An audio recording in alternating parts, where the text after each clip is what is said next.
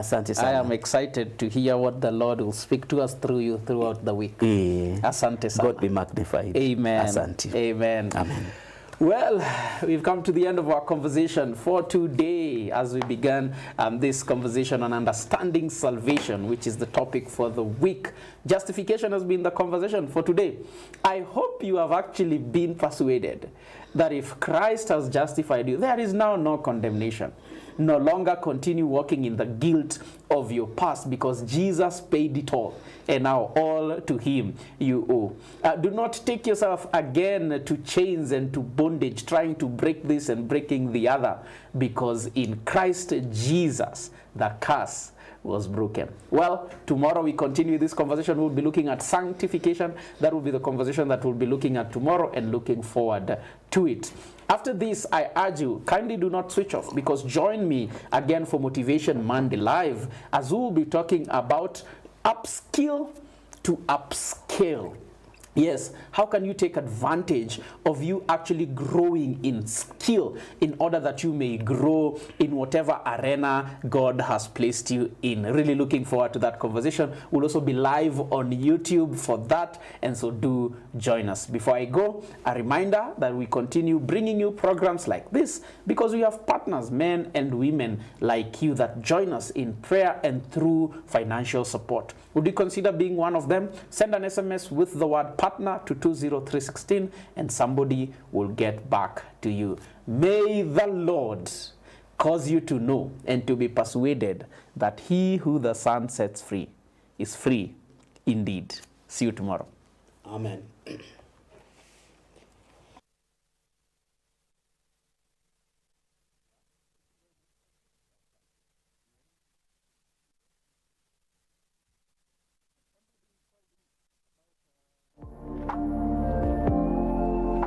On July 1st, 1999, a new voice was born in the heart of Nairobi. Family Media began its journey, reaching out from the heights of this great city. For 25 years, we have served the Kenyan people, broadcasting not just messages of faith, but stories of hope, resilience, and inspiration. Strong enough to change his divine will, you are tripping. You are out of your mind. From our early days to now, our commitment has remained unwavering, bringing meaningful content to every corner of Kenya.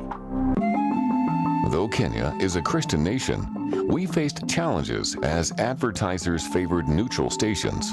But through faith and determination, we adapted. That in itself is very, very important. I see Family TV as a very, very strong vendor for the Word of God, which is nourishment and life to human beings.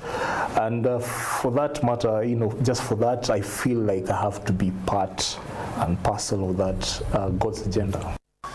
And I have, over the years, been happily surprised by how God has used Family Media to convince people about the love of God and the only way through Jesus. My biggest challenge before that was alcoholism. I was so much addicted to alcohol that it was actually killing me. Nothing seemed to move.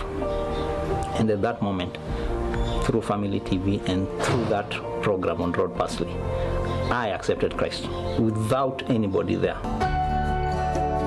With the support of over 8,000 partners, we have not only stayed on the air, but expanded our reach. Today, Family TV is aired across Kenya, and by satellite, we touch lives across Africa and the world. Music. More interaction.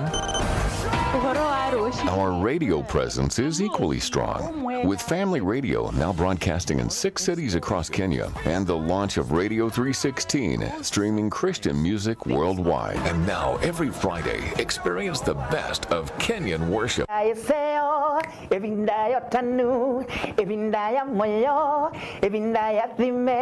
Our content reflects the diversity of our audience, with 45% of it being locally produced. Whether it's a moving testimony, an insightful talk show, or daily devotionals, we strive to serve our community with programming that touches lives. This one, I give all the thanks and glory to God who had showed me family media, because through family media, I've learned also, I've been inspired by the music they play. Mary, yeah, wake up. There is a man here, want to build a good house for you.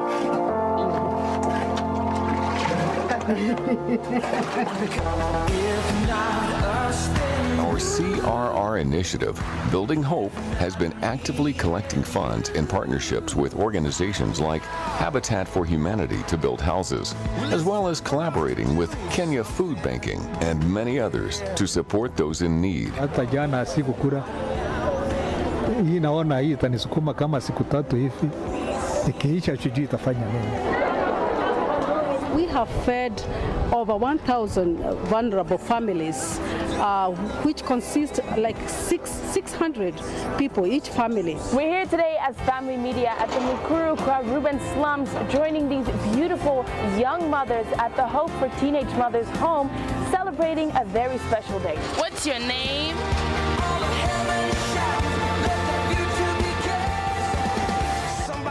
And we brought family TV into jails.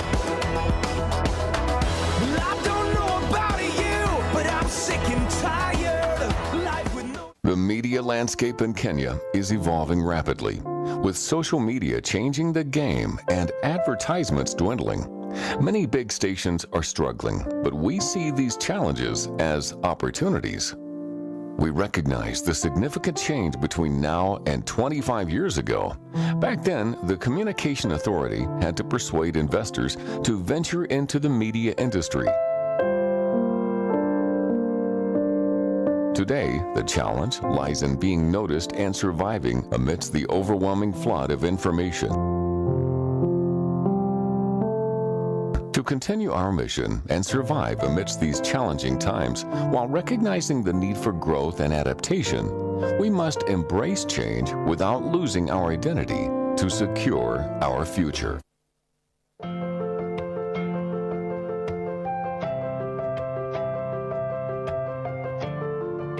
I'm fan of Family TV.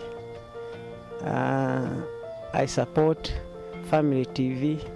My brethren, ministers, we minister together. We can support Family TV because they are preaching the word, the gospel of Jesus Christ, and they are reaching many people. Where you cannot reach them, they can reach because they are all over the world. Let us preach gospel through the Family TV. Mine is just to appeal to everyone to kindly support Family TV, do whatever you can, because it is the church that is coming home to you. So try and support them so that they can get to everyone out there.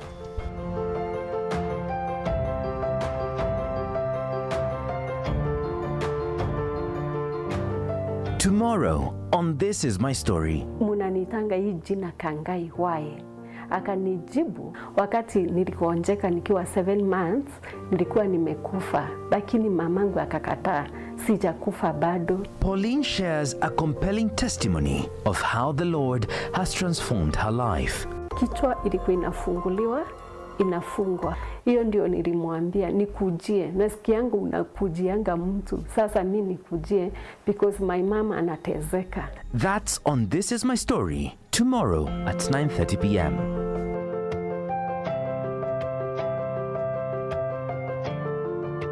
I'm a supporter of this great media station, Family Media. I've been a supporter of this network for over 10 years now. I would appeal to us as young people to keep Jesus on the airwaves and give other young people a chance of hope to learn their purpose and walk a life that is full of purpose and hope. Let's gather together and spread the love and spread the message of hope to those around us and to communities at large. I would like to just talk a little bit about Family Media, which is a Christian station where you can get all the inspiring Christian messages, both on audio and on video. If you'd want to be motivated, if you want to be uplifted, if you want to be comforted, if you want to be counseled, if you want godly counsel, then Family Media is the place to be. If you would want to partner with Family Media, you can do so through prayer.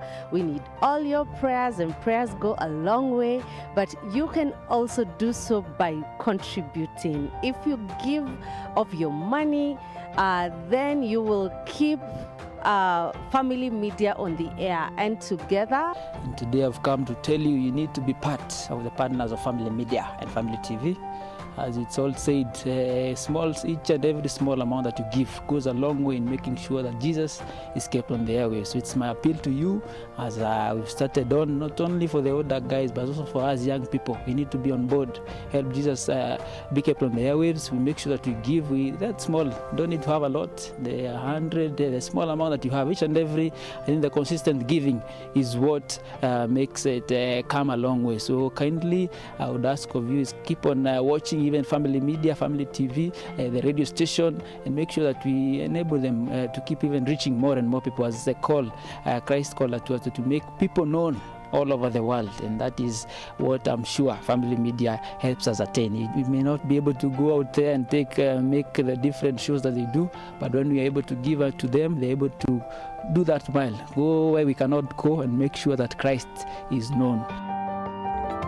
People need to get this revelation of life. Why? The society needs something that to bring light, because we are living in darkness of sinful world. So we need the light of God, because God is the light, God is the truth, and God is life. So the society needs this channel, because this channel is bringing light of God in the world, in the society, in the family, and even in the marriages, to know what you're supposed to do, how you're supposed to do, where you're supposed to do, and giving us direction, and also making the word of God to be known, not just to be known, but to have revelation, the content of the Bible. My name is Jackie Kiaraho, and I am saved. I love the Lord dearly. And we are so glad to have Family Media doing the great work that it is. I'm an advocate of the strength of the family, and so I'm so happy to be in this space right here. We want to ask our sponsors and those that support Family Media to continue doing so that we can keep Jesus on the airwaves. To become a partner, SMS the word partner to 20316. That's 20316.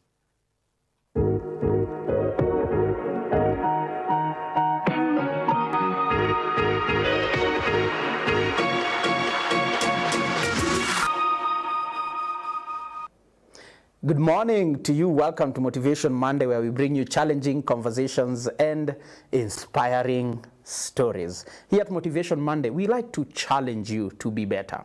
We like to challenge you so that you may actually realize the fullness of who God has created you to be in whatever sphere, in whatever arena that you're in. And today we want to have a conversation on upskill to upskill. Now, if you remember Monday, the conversation that we had on empowering yourself, one of the things that the guest mentioned is you need, even in your budget, to create something for your own investment. And personal investment, how you grow as an individual, how you grow your skills, how you grow, the things that make you better at what you do. And we want to have that conversation this morning. I think this is an important conversation, especially in the times that we are living in these times of unemployment, in times when companies are downsizing. This is a good conversation for us to have. And so I am looking forward to having the conversation with you. Helping us with this conversation is Beatrice Chuchu, who is a director at Outrival HR Solutions. And I am excited to just have this conversation with her. And so do join us even as we do this. A reminder, we're also live on YouTube. Just in case you want to let somebody join in this conversation, please do that. Well, welcome.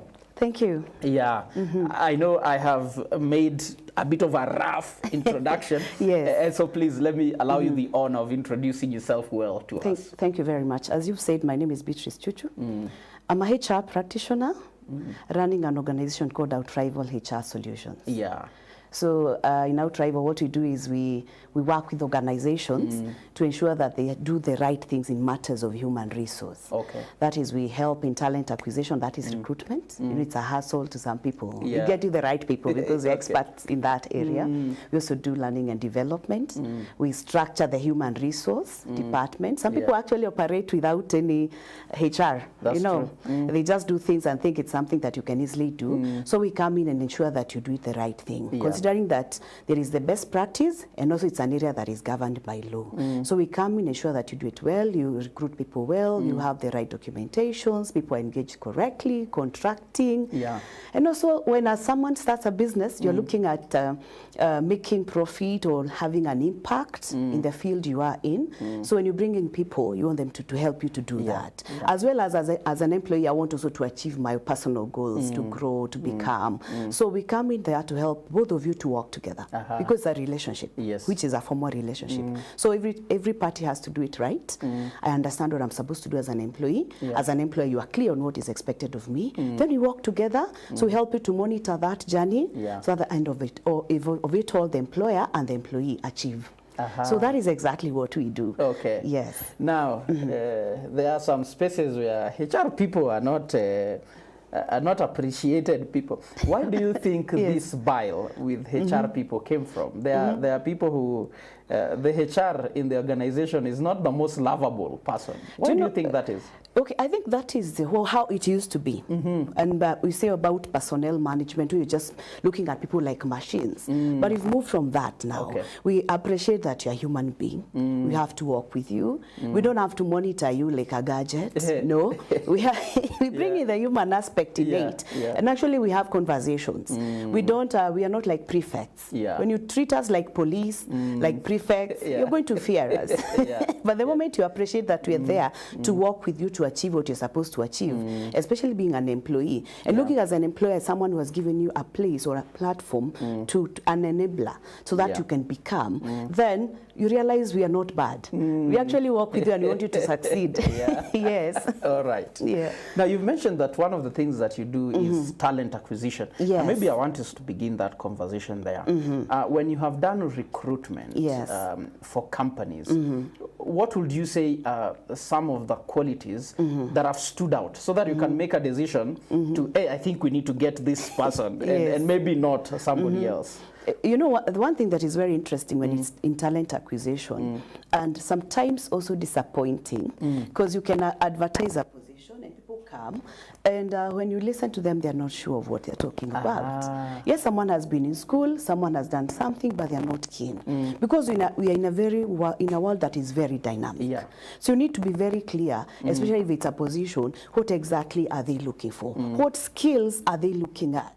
Because every position has a specific skills required. You know, we usually have the basic as the education you've done, which is the technical bit of it, you have achieved this, but the other competencies and skills that come on board, and you must have that. Because if you don't have that, you're going to have a problem.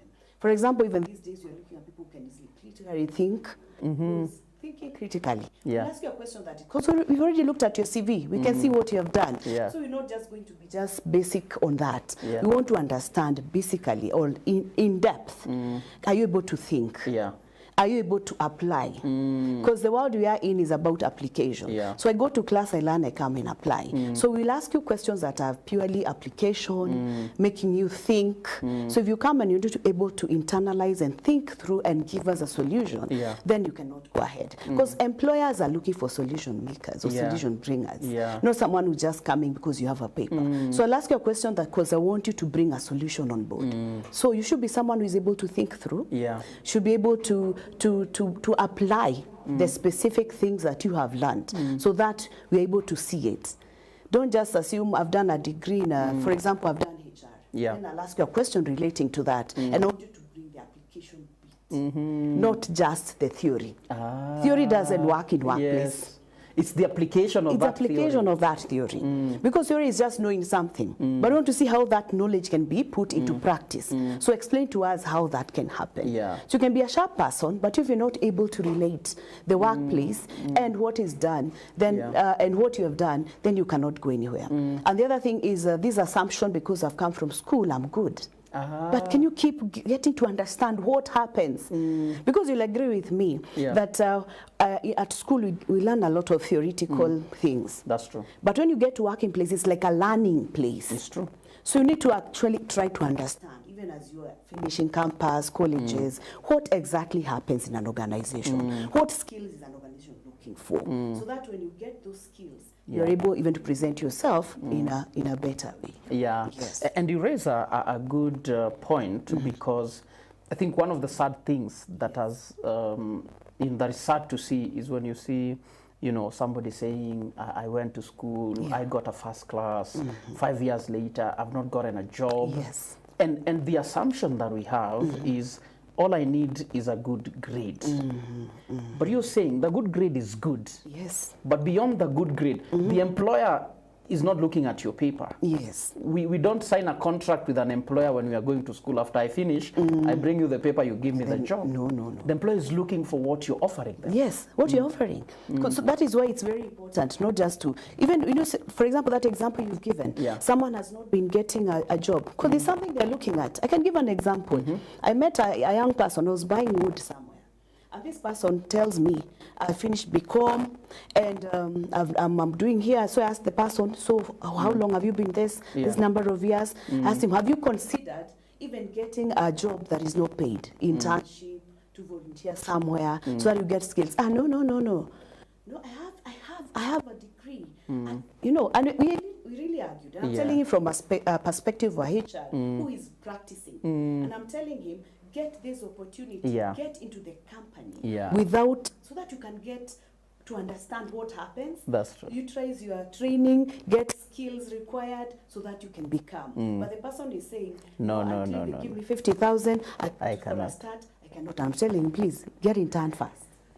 Yeah, I want us to continue that, but let's just take a short break, listen to a story of impact, as we also sort out something, and then we come back and continue.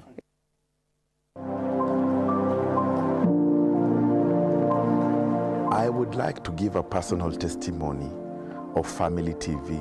I remember when I was in late primary school and early high school, I used to have a friend of mine who used to tell me about certain preachers that would come on a TV station called TBN. And I think at that time, Family TV used to air some of the programs from TBN. And I knew big names. That is the time I heard about John Hagee. I heard about Bishop Thomas Dexter Jakes, TD Jakes, and many other preachers. And I began to listen to them and to follow them. And in as much as I was not born again, these people started having a great influence in my life. And the only reason why that happened is because Family TV was on air. I am here to encourage each and every one of us that we need to keep Jesus on the airwaves. The gospel is free, but someone else pays for it. During our time when we were growing up, the only station we knew that had Christian content was Family Media. So I remember watching Joyce Meyer, example of Joel Austin, Prince Derrick. I remember Prince Derrick on some program on Family Media. This is a station that really grounded us. Let's see Jesus continue to be spread, especially in this dying world. And I just want to thank Family Media, because Family Media came into this country when there was no really Christian either radio station or TV station. And those that grew up during my time, it was the thing that kept us going, as we could listen to this wonderful music. I still remember a group that was called Out of Eden. those days. Powerful, powerful music. So to a large extent, family media kept us grounded. It's such an honor and a pleasure to have a platform such as this in a time when our world is so full of negative content and misleading content, where you have YouTube and social media telling you different things to go different directions. But it's so nice to have a place that is safe, a place that can provide to be an anchor in your life, where you get to build our Christian faith. And so that's why I'm so grateful to have a place like this, Family TV. So guys, let's keep watching Family TV. Bring your friends and your family. To me, family represents hope. It represents hope, it represents purpose. And I know that that's something that the world needs, hope, purpose. And so your support will go a long way into extending God's hand to the people, locally, internationally. So support Family Media. Welcome back. This is Motivation Monday, where we bring you challenging conversations and inspiring stories. And today we are talking about upskill to upscale, how you can take time to actually consider the skill sets that you have and consider ways in which you can grow them. And helping us with this conversation is Beatrice Chuchu, who is a director with Outrival HR Solutions. And so let's just get right to it. Welcome back. Thank you. Yeah, just before we went on that short break, you were telling me about someone who is feeling, I can't do this. I have a degree. Yeah. And you see, they have not worked anywhere. And you see, this aspect of thinking, education is very good. Personally, I love education and keep growing and doing those academic things. But one thing I've come to realize, as we are saying, there's a difference between what we do in class and what is on ground. So this young man tells me, and unless I get a job and I'm paid an entry of 50,000 minimum, I cannot. So I asked him, do you have any skill? Have you done anything? Have you done? I've never practiced. Telling if I were you, and I'm advising you from a point of understanding, I would just look for an opportunity to get into an organization. Because that's how even people will see what you're capable of. That's true. Even if you're not paid. Why we even tell people also to do internship, others to do voluntary work. You're not even paid anything. So that you get into that space, understand what happens in the workplace, the actual work, what goes on. So that you can see the difference between class and workplace. And from there, you're able to be involved. And through that, you're able to get some experience, even as you look for an opportunity to get 50,000, 70,000, even 100,000 or 500,000. So you need to have a starting point. But most of the students, when they leave school, when they finish school, we are actually encouraged and we are talked to, we are motivated, you know, to see big. That is okay. But get into the world of work. Understand there is a starting point in the world of work. If you're not able to get an opportunity very fast, look for how you can volunteer to start off. Is it that perhaps we have unrealistic expectations? You know, there are figures that are thrown. You hear, oh, so and so earns this, so and so earns this, and then we assume we also like so and so. Is it a question of unrealistic expectations? I think so, and also this fact that there's someone you're looking up to, and you are thinking you don't want to understand the journey. I usually say career is a journey. The starting point and you grow. It's good to ask yourself, that person is earning half an M or 700,000, because people are there even a million plus. But you need to ask yourself, has he left school last year? He's been in the marketplace for a number of years.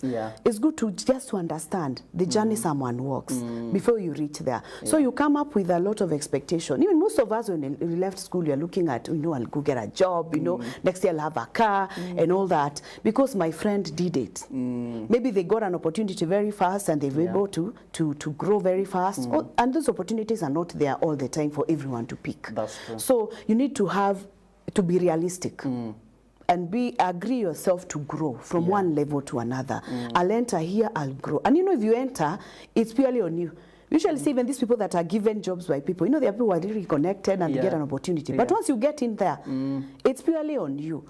How do you work? Are you focused? Are you a person who is really making effort and doing what is expected, doing even more than expected?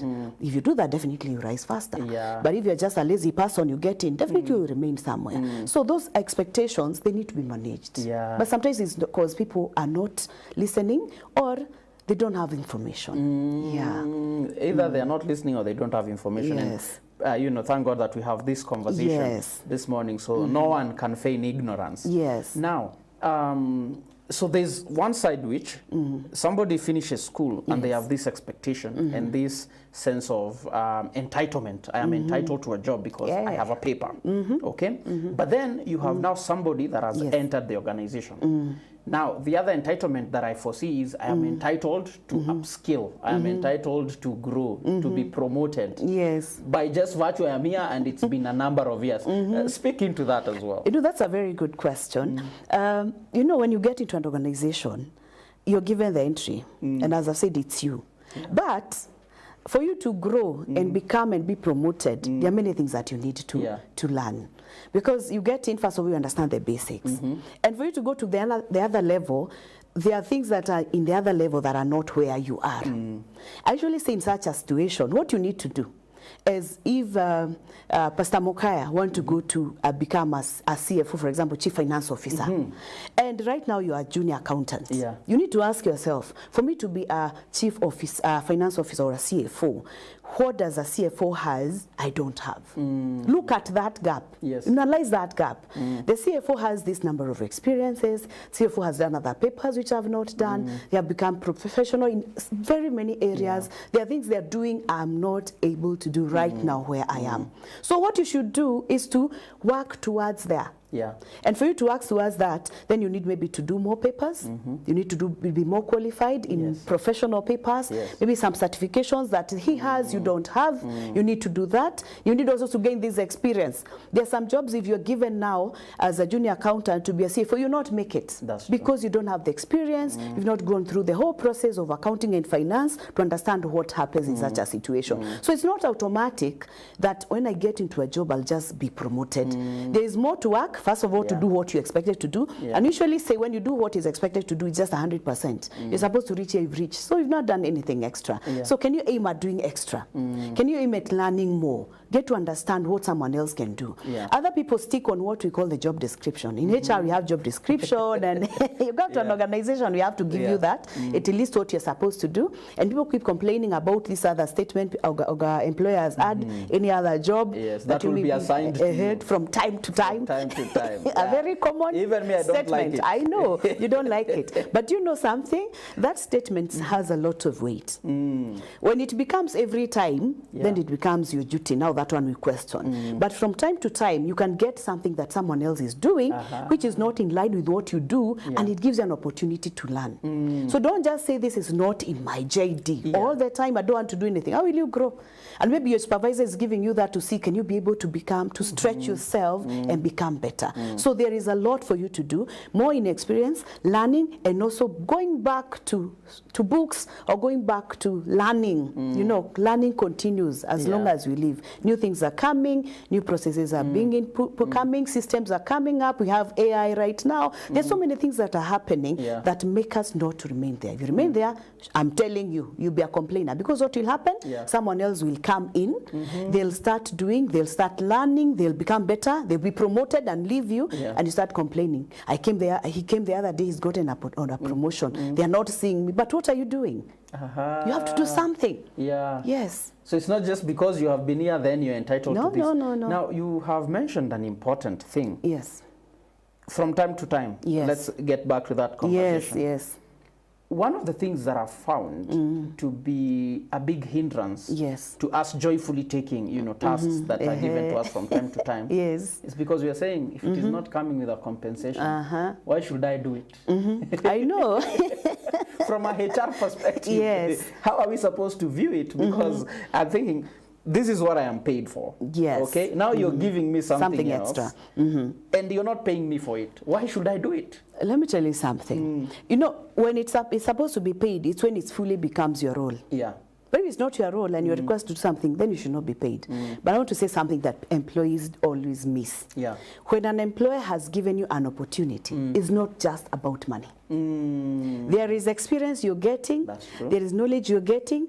There are things that you didn't know you're getting to know. And I usually say, even if you are to leave family media today, there is no one who will take a syringe and start removing what you have experienced here. It's actually a better experience, better investment in oneself. So for me, other than the money, when it becomes for employers, if you make it someone's duty. No, Beatrice, this one is not from time to time, is everything she does. All the time she has to do it all the time, then it becomes my duty. So add it to my role and see if it has to an implication on compensation. But if something I'm called upon, today just help in setting up this camera, I'll be happy to learn because at least on top of what I do on daily basis, I've learned something new. And people should be open. Because if you are to move from that level to another, there's something else you can talk about. And one thing about experience that we get at workplace, no one will ever take it from you. The learning you get at workplace, it's better. If you're looking for a job and you came here and you're only 1 year, now you are 4 years, you're at a better place, despite the money. There's something more that we get from employment. Yes. Could it be that perhaps the reason why we don't see it that way is, first is just this focus of money. Everything has been reduced to money. But is there an element of we are no longer deriving joy in work for work's sake? And maybe that is something from a HR perspective, in terms of our ethos of work. Have you seen a change over the years? Are people as committed to work as they ought to, or are people doing just bare minimum? You know, I'm doing enough so that I get the paycheck at the end of the month. Or do we still have those ethos of work that are important? I would say there are some people still have ethos of work, but still have others. So it will be not fair to say generally all people have lost ethos of work, but there are people who are really committed. They're still there. People who are committed, they know what they do, they have their values. And one thing that actually I would want to mention as I answer this question is the values. No, values are the principles and what you stand for as a person. And we normally say values drive someone. So if I have the right values as a person and I join family media, I should be able to, and then family media's values align with mine, you know, then I should be able to be committed. But you get some people get to family media, for example, I'm using family media just because that's where we are. And we maybe family media has its own values, well stipulated and what it stands for. But Beatrice comes in, my values are very diverse. They are not aligning to your values. I'm telling you, we'll have conflict that will not work because I'll not be able to align and be able to be committed. There are people who are really committed. There are people who want to know what they want. There are people who really find joy in what they do. But you can fail to get joy in what you do if you're just doing it to pass time on because you have nothing to do. You know, there are people who get opportunities because you have nothing to do. Let me just take this because right now there's nothing I'm doing. So what I'll do, even if I come to the employment, my time will be looking for what I want to do. You get? I'm just all the time, even if I'm here, anytime I'll have to look for opportunities. What are the jobs in the market? You know, can I get and I'm calling people looking for that. So that definitely I'll not have focus. But if I'm doing what I love doing, I'm committed to it, and my values are right, then definitely I'll be committed. The people are committed. Oh, they are. Yes. Okay. All right. Now, let's begin then getting to, you know, sort of the nitty-gritties of this whole question of upskilling. If you are to work with someone, they've just gotten from campus or college, or, you know, somebody is getting into the job market at, you know, whatever industry. How would you advise them in terms of how that growth looks like for them and things that they need to take care of? Let's say, for example, someone has left, let's say they've done maybe a BCom in marketing, for example, and they've left school. Of course, a lot of expectations. I'm going to get in the market, the space, there is digital, there is all that. And someone is thinking, everybody needs marketing. You know, for any business to thrive, they need marketing. You need to come, first of all, give yourself opportunity. And I usually say, for example, if you're looking for a job, be strategic. And I want to explain what I mean by being strategic. It's good to apply for jobs strategically. I would desire to work in these fields. There are different industries. Maybe I want to be in fintech, that financial and technology space. I want to be in this space. I want to so all that space. Then identify the organization you'd want to work for. And actually, I even do blind applications. By the way, they do work. I've personally got a job and worked somewhere for 7 years, blind application. Wow. Yes, I decided now, you know what, I'm focusing on insurance companies, and I strategically did that. And I was invited actually 3 interviews from different insurance companies, and one finally I took one. I had 2 offers and I took one. So it's possible. So be strategic from that point. Then once you get, now let's assume you get that opportunity to get into an organization. Give yourself time just to understand what happens. Don't come here as a star. You're not. You're a star in class. But you're not a star. You're a mono. You're not a star in the marketplace. So come first and agree, it's my time first to learn. Advice we give every person, even if you're moving from one organization to another, even if you're doing well in another one, you come to another one, give yourself time to understand what happens here. Because you're new. That's a new environment. So as a student, you have finished, you have graduated first class or second class upper, whichever. And now we've gotten an opportunity. Strategically looking, and we've got an opportunity. Come in first or give yourself time to learn. Listen, agree to be guided. You know, agree. Even if you know that that's something I know, but agree to be guided. In church circles, we call it be teachable. Yes, you're right. Be teachable. Agree to be to be taught. Because if you don't agree, you're not going to learn things. So get to understand what happens here. If I'm in this marketing department, what do they do? What spaces do they operate in? How do they do their marketing? Even if in class I learned about AI in marketing and it's not operating right now here, let me first of all understand what they do. Before I bring my AI in it and start saying, no, you guys, no. Give yourself time. Learn.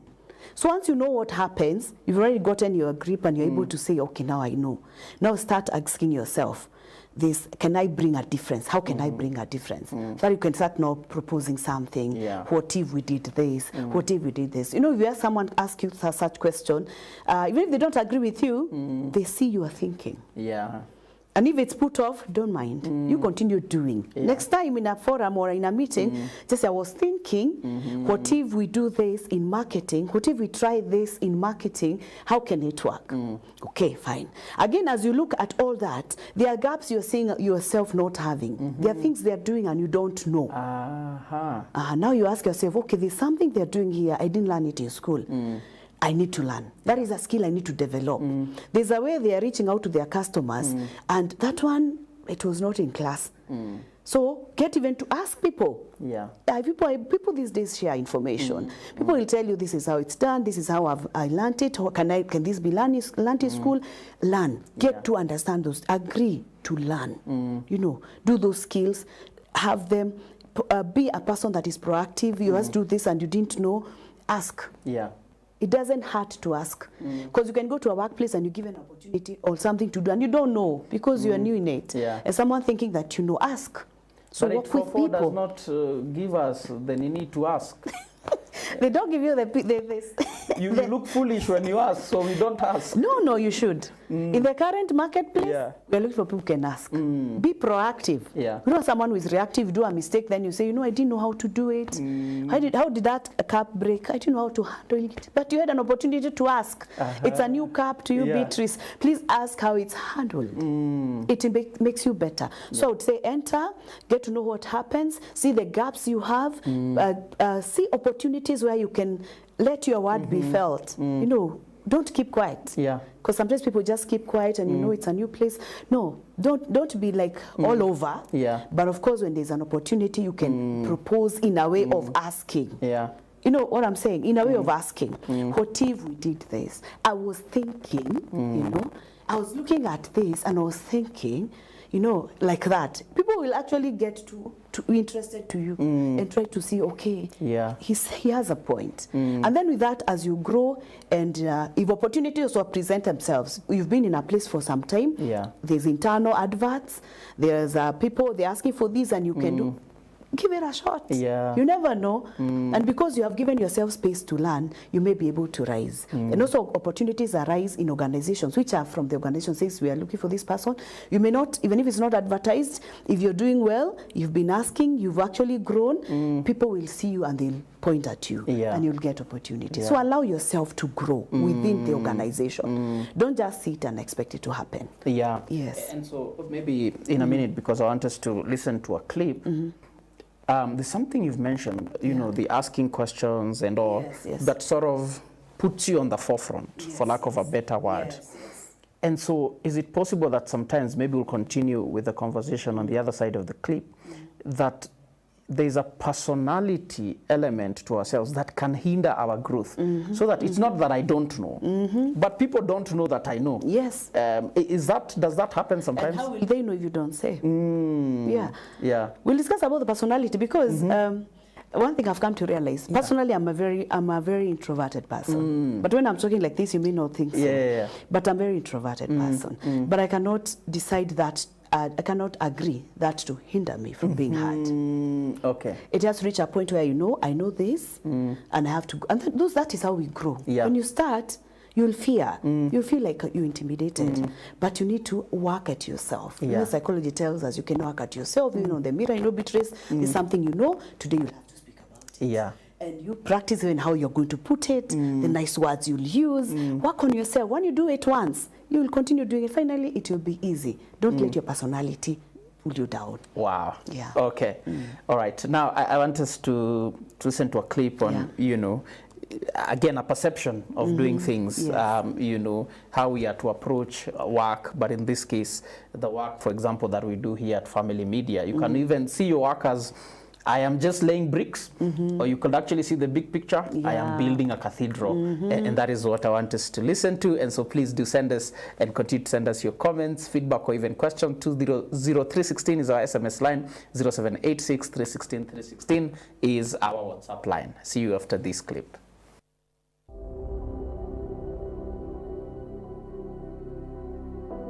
Once, a man walked through a construction site. He watched 3 workers laying bricks. He asked each of them the same simple question: "What are you doing?" The first said, "I'm laying bricks. It's tough work, but it pays the bills." The second replied, "I'm building a wall. It's just part of my job." But the third, he smiled and said, "I'm building a cathedral."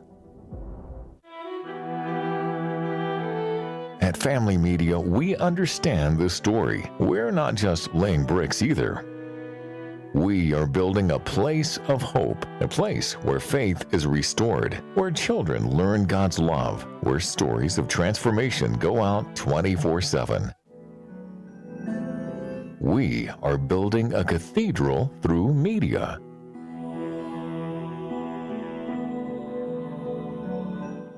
But we are not building it alone. You, our partners, are helping us lay every brick. Family allows us to be partners, whether you're giving 100, 500, 1,000, 10,000, a million. You can be part of the family. There's a need in today's world for people to hear this gospel, and there's no better space than media. Every gift, every prayer, every encouragement is part of something eternal. It will touch me every time you're told that you listen to it because somebody else gave. Some are called to be apostles. In that line of calling, we are also called to take Jesus to the airwaves. Thank you for seeing beyond the bricks. Thank you for seeing the cathedral. Thank you for choosing to build with us, soul by soul. Together, let's keep building with purpose, with faith, and with joy. Family Media, keeping Jesus on the airwaves. Welcome back, and indeed here at Family Media, we are building a cathedral through this media space. And so every program, every show is not just a mere laying of bricks, but we look at the bigger picture. And so thank you to all our partners that continue to join us in this great endeavor. If you're wondering, maybe I also want to join in building the cathedral, feel free to send an SMS with the word partner to 20316 and somebody will get back to you. Well, welcome back. This is Motivation Monday, where we bring you challenging conversations and inspiring stories. And today, especially as we talk about upskill to upscale. Thank you for the comments that I'm seeing. Engineer Mburu, you're saying these are very good insights. Asante sana. I can see, let me see. I've seen another comment here.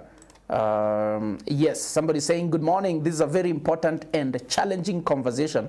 It's good to look at what you're getting from your employer beyond money. But it's also important for the employer to look into staff welfare and well-being. A motivated staff will perform more than a demotivated, experienced staff. Thank you. Duncan from Kisumu, you're saying you're tuned in.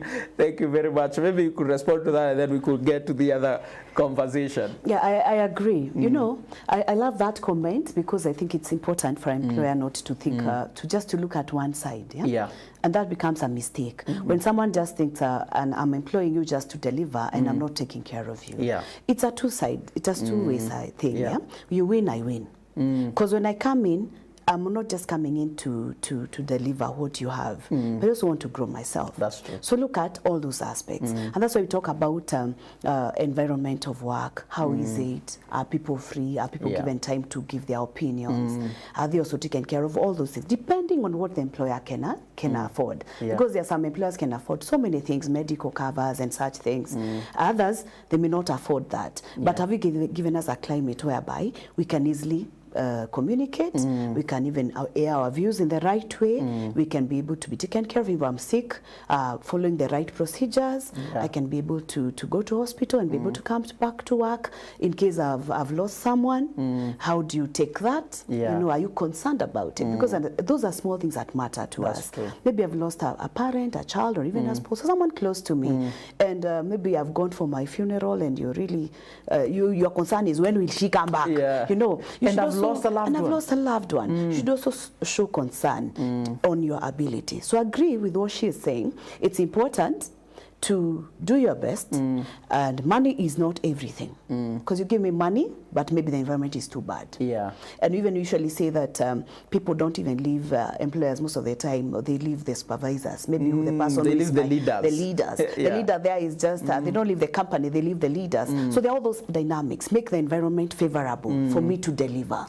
And also, how am I gaining? Other than just the money, maybe those opportunities to practice something else. You know what you're saying, those extra, can you allow me also to do something extra so that I don't just know what is in? Because there are people who really want to do extra, but they're limited by their managers, their leaders.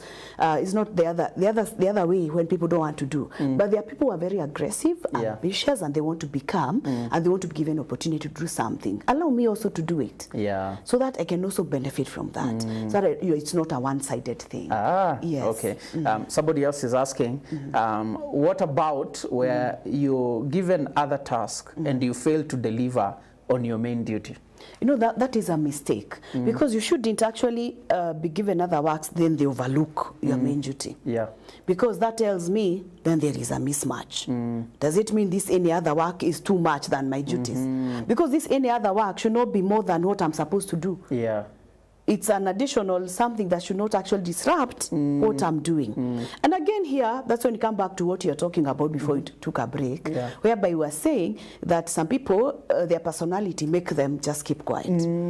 We also ask employees to be assertive and be able to say, right now, this is how far I am, and this thing is a priority. If I don't address it right now, it's going to be a problem. Allow me to address this first, then after that I can come to this. Because the moment your main duty is affected, then tells us there is a mismatch.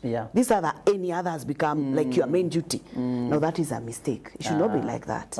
Yes. All right. Focus on your main duty, because ultimately that is what you are praised on. That is it. Now let's get back to the personality conversation. Yes. In what ways have you seen, and I think this part of upskilling is to consider our personality as well. In what ways have you seen personality either play a part in making someone grow or actually hinder someone growing? And what would be your advice? Yes, you're right in that. Yeah? Some personalities can make people be blocked from going forward because they've decided to, because their personality, it's like they have pushed it down what they have. Yeah. And I've seen people, for example, there's an opportunity and someone is not considered because they are not seen talking, they are not seen speaking it out. And so when a discussion is there, because anytime, for example, there's an opportunity, there's really a discussion before that happens. They have an opportunity, what do you do? Do we go externally and advise? Do you have someone internally who can handle this, that we can promote and give this opportunity? So the discussion mostly will fight for those people who have actually been outspoken, who have been seen taking initiatives, people who have been seen. There is that aspect of being seen to do or being seen to present. So people can lose opportunities in that. Yeah? And unless there is someone else, especially your immediate leader or manager, who knows your capacity even if you don't speak. Because maybe they've given you opportunities to be able to do something and you've done it so well. That person will come in and say, even if this person is quiet, they can do this. But then there are other opportunities that are looking for people who are not, who want to, maybe the opportunities keep bringing you to the limelight. Yeah. We want to see you, we want to hear you. So if you're very quiet, you are seen like you cannot present yourself there. And that's why it comes back to our side. Because people who are outspoken, people can easily speak in meetings, they somehow create an opportunity. And especially if you have a leader who is like that, there's a way you're seen like you can be.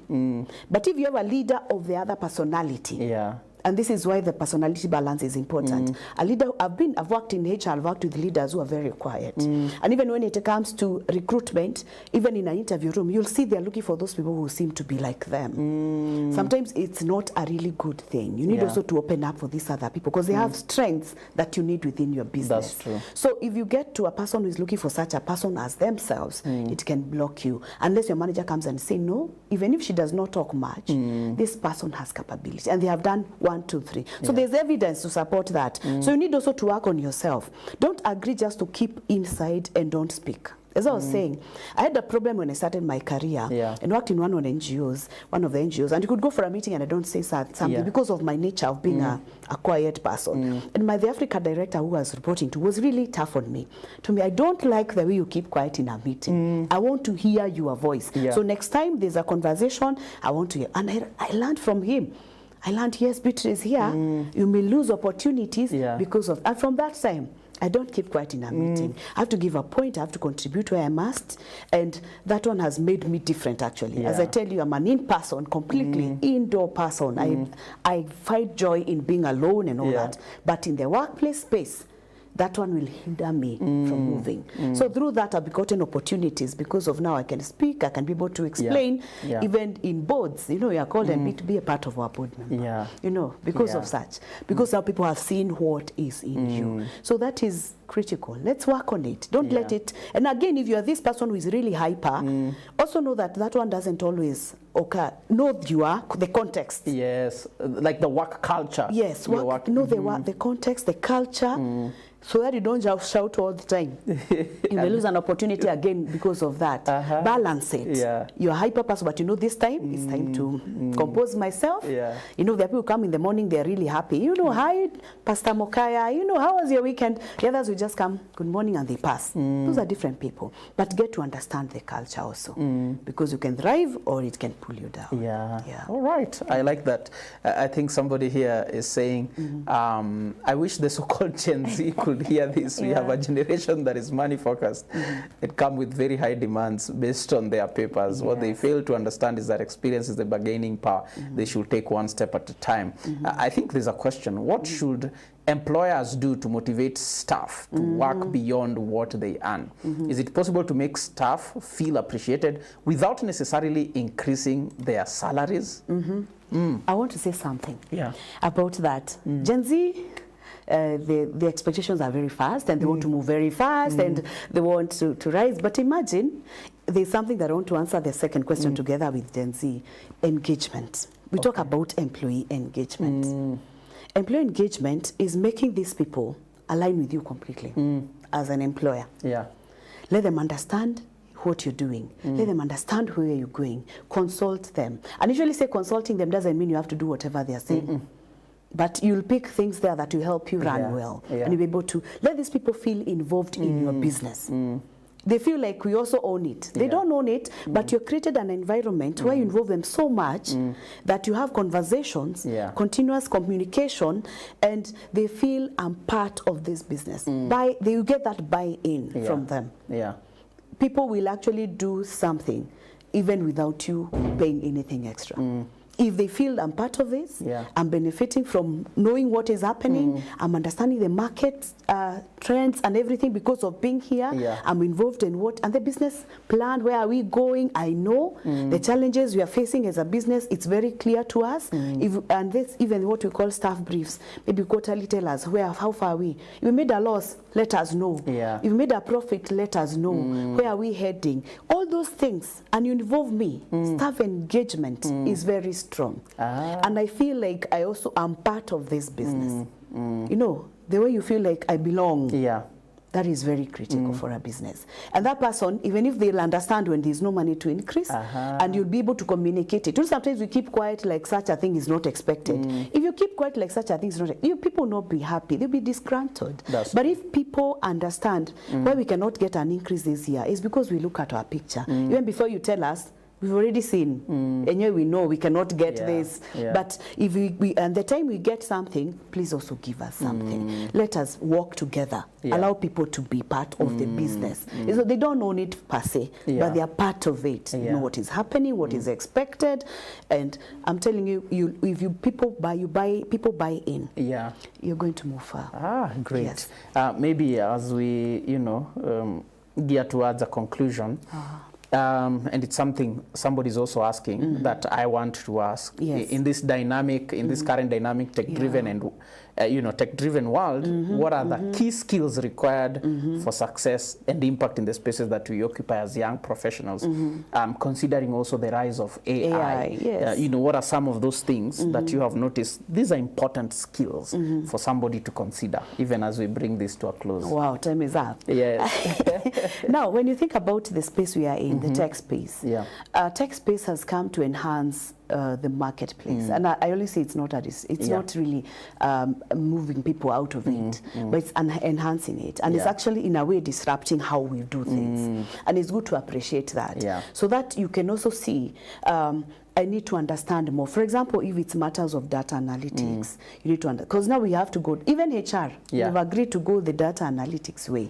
We must understand what data is speaking because of the technology space, because you have to use it. The other thing is the issues of learning how to use different technology things. The skills, you have to be very fast, because otherwise it will throw you out. So you need to understand what this area, and be specific to the industry. Be specific, because it's not really a general thing. As it enhances health, and they are going to telehealth, they are going to use even machines to diagnose. So what does that mean as a person who is doing that? I need to learn what is happening there. True. So I need to get into this space and understand. And I love what ILO, always International Labour Organization, always give reports what is happening. And this year they were focusing actually on technology and how they can use it in bringing a safe work environment. Because you need to understand, to look at your space and how technology is affecting that space. So that means you must be very agile. You know, you can't be you can't just be rigid. Agility is key in the space we are in. That I know I have to be disrupted the way I've been doing things. I'm open-minded. I'm flexible. I'm teachable, as we say. Have that ability to learn something new. And also I'm eager to see what is coming. Because if you're not eager to know what is coming and how it's coming to your space, it is going to come. That's true. And what will happen, you become redundant. We want to ensure that you remain relevant in the space. So for me, I would say, get to understand your space. What is happening in the technology space? How is it affecting what you're doing? Learn those skills. And mostly, the best thing we are talking about, agility skills, that ability to adapt to changes. That is very key in the marketplace we are in. Because you don't have that ability and you want to remain, I went to school, I did this. we will not need you in the marketplace. We're going to throw you out. Okay, all right. I like that agility. Yes, agility. All right, and finding out within your specific industry. Yes. What are, how is technology bringing disruption? You see, for example, sorry to cut you short. Yes. Like for example, for marketing, we are used to door-to-door marketing. Yeah. Now we've moved to technology. There's the digital space. AI has come in. It's coming out with very, very many things. Yeah. So if I'm a marketer, I need to ask myself what AI is bringing in space and the digital space, how is it affecting my traditional marketing way of doing it so that I remain relevant. Okay. Yeah. Wow. Beatrice, thank you so much for this time. Usually when conversations are impactful, the time really runs out fast. If somebody would like to reach out, do you have like an email that somebody can reach out? Yes, I do have an email. My email is beatrice@outrival HR. Outrival is outrival.hr.com. Okay. And my number is 0721 622 569. All right. Yes. Thank you so much. This was a wonderful conversation. Pleasure. Thank you for helping us. Of course, we cannot be able to unpack completely the conversation, but hopefully this acts as a starter even to cause someone to think about these things. Yes. And so asante sana. Thank you. All right. Well, that is what we had for today. Upskill to upscale, and it is my prayer and hope that you will not just sit there and feel I deserve this or I am entitled to this, but rather you will take time to consider your skills, your skill gaps, and to consider ways in which you can actually fill that gap. I hope it has been a blessing to you, and I hope that it will change the way you approach your work, whether in business, whether in formal employment, whether in informal sector, whatever you are. I pray that this has been of use to you. May the Lord help you and bless you. We'll see you next Monday for another insightful conversation. God bless.